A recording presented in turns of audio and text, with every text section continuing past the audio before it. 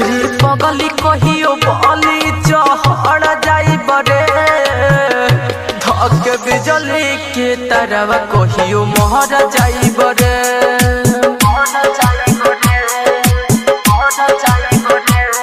रे पगली कहियो बली चढ़ जाई बरे धक बिजली के तरवा कहियो मोहर जाई बरे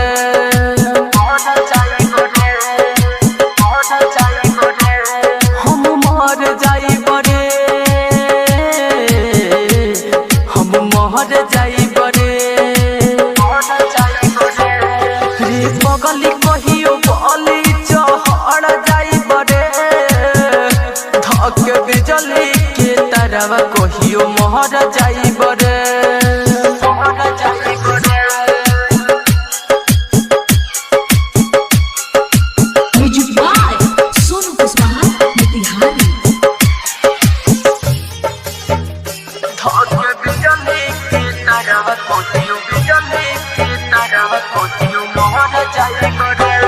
सुननी हजान शादी तोहर तोहये भइल बा गम के अगिए में जर के देह लय भइल बा सुननी हजान शादी तोहर तोहये भइल बा गम के अगिए में जर के देह लय भइल बा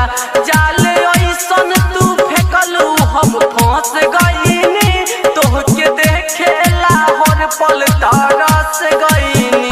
संगत बोतल के धके बिगड़ जाई बरे धके बिजली के तरवा कहियो मोहर जाई बरे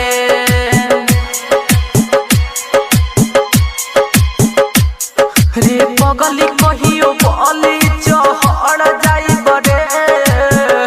धक बिजली के तरवा कहियो मोहर जाई बरे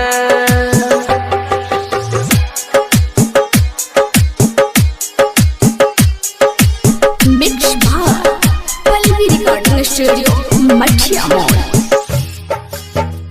धक बिजली के तरवा कहियो मोहर जाई बरे विकास बिहारी अमित के दिलवा पहाड़ भइलू काहे सोते हम सावरिया से प्यार कइलू विकास बिहारी अमित के दिलवा पहाड़ भइलू काहे सोते हम सावरिया से प्यार कइलू जाके छोटू के धोले बुहा थए सनम बोल के करा सहारे जियब अब हम असर हो ना कहरी त जहर खाइब रे धक बिजली के तरवा कहियो मोहर जाइब रे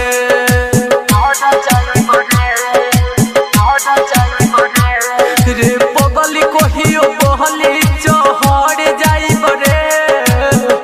धक बिजली के तरवा कहियो मोहर जाइब रे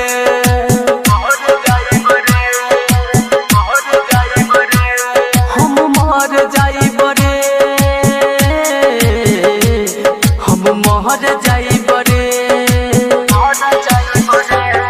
रे पगली कहियो बली चढ़ जाइब रे धक बिजली के तरवा कहियो मोहर जाइब रे।